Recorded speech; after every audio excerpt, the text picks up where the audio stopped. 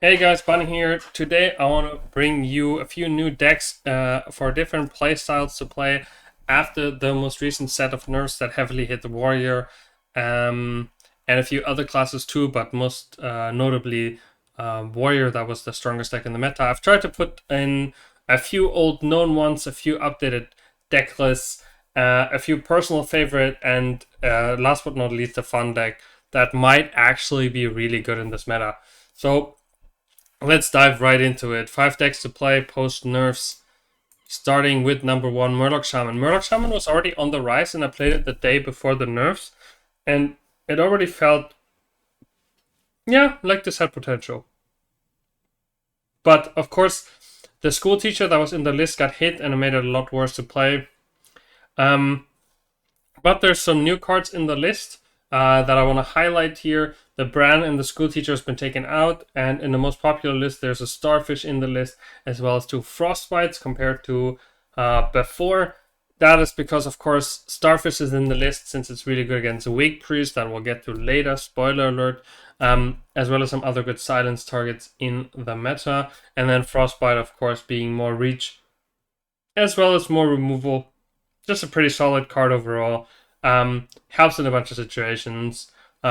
Good list. It already had a really good matchup before the nerfs against Warrior, so that one, obviously, if you ever run into a Warrior, but they're very rare on ladder, this list is improved. And yeah, the cards you want to keep here are Schooling, Sleet Breaker. I haven't highlighted the Clownfish, but you also want to keep the Clownfish, as well as Wildpore Caverns, since they're all tempo tools. And this basically just plays like a tempo deck with a little bit of a combo finisher. If you play against something slower, like a Control Paladin or Control Warrior, or maybe even a Board Priest, there the Gorlock Ravager becomes kind of good. Since it tutors you the Mutinous, and you can play multiple Mutinous on your opponent's minions. Extra inclusion. Then I put Control Warrior in the list, even though it's not a very popular deck and has lost quite a lot in strength. Just because there's been a lot of bomb rogues, or I like to call them Pepega rogues, on ladder, where the only thing you want to do realistically, because they really don't do anything, they don't do much, you just want to stack armor. They don't care about the board, they don't care about anything, they just want to bump you in the face. So you put as much armor gain as you possibly want in your deck, and you do that with Lava Gorgers and Shield Blocks and Heavy Plates and Frozen Bucklers, and sometimes even School Teachers. You get a bunch of armor out. So if you're ever frustrated by that deck, I included Control Warrior in the list.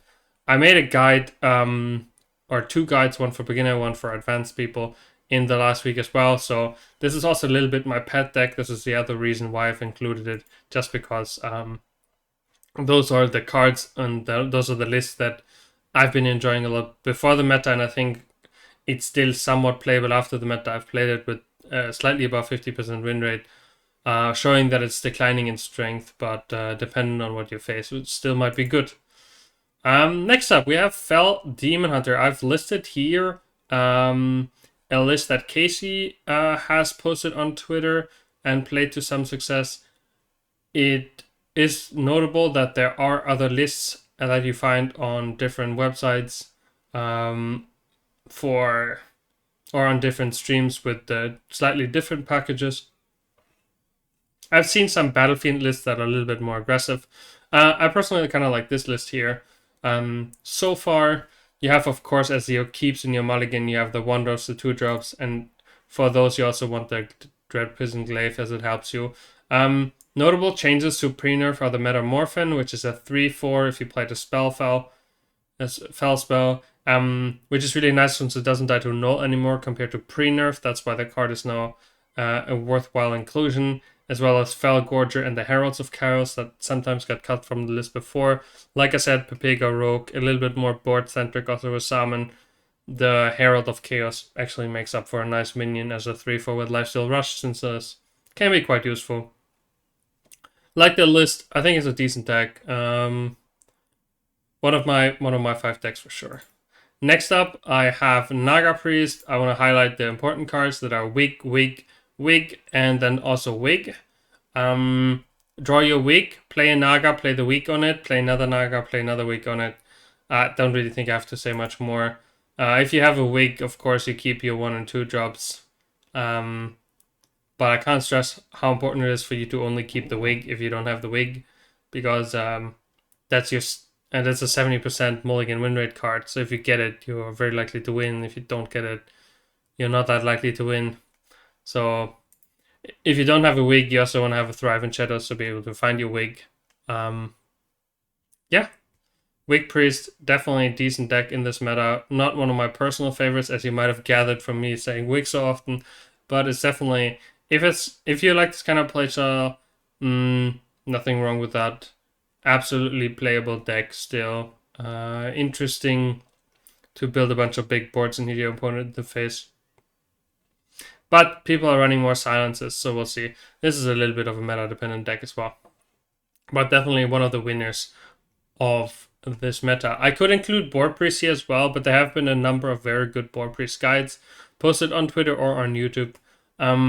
So check these out. Board Priest is still a viable deck in the meta. I think has some not so nice matchups, but it's definitely playable. Didn't want to include it because it's been around for so long that I didn't really want to include it.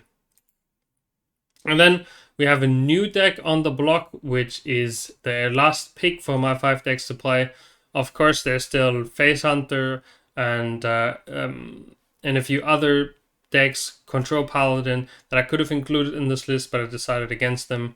They're most certainly playable decks, but I wanted to have a little bit of everything for every playstyle, and I wanted to have something cool and nice to try out for people at this point. So you, of course, you have your early drops to be able to stabilize in the early game. These cards are good to be keeping in your mulligan because they let you get through the later surges of the game, where you, of course, you can draw with a Deep Water Invoker, you can draw a big spell, and then with a Barbaric Sorceress, you can switch that spell against a spell from your opponent to make it cheaper. Or alternatively, and this is of course an always keep card in your deck, Belinda's Stonehearth is another very good way for you to keep those expensive spells and get them out of your deck. Of course, you can always trade the Drakefire Amulet back into the deck if you draw too many of those expensive spells. So, and then you can replay them, of course, with Grey Sage Parrot and whatnot. But yeah, lots of the time Deep Water Invokers are a very good card because it gains a lot of armor and lets you get through the early game. Hope you guys will have some fun with these decks. I'll be playing these and a few more decks on my stream as well, so come and hang out there if you would like, if you have the time, if you want to see some different deck content. Appreciate everybody watching. I would love if you would leave a sub on this channel. It's free after all, and it helps me produce more content, as well as a like or a comment. Please let me know what you think is the next video I should do if you have ideas. I am looking forward to doing more deck guides, so let me know what is the deck guide in this new meta that you would like to see the most, and I'll probably go and make that deck guide. Control Warrior I already had, but there's still a few more on the list that I could totally do. Have a good day, and I'll see you guys around.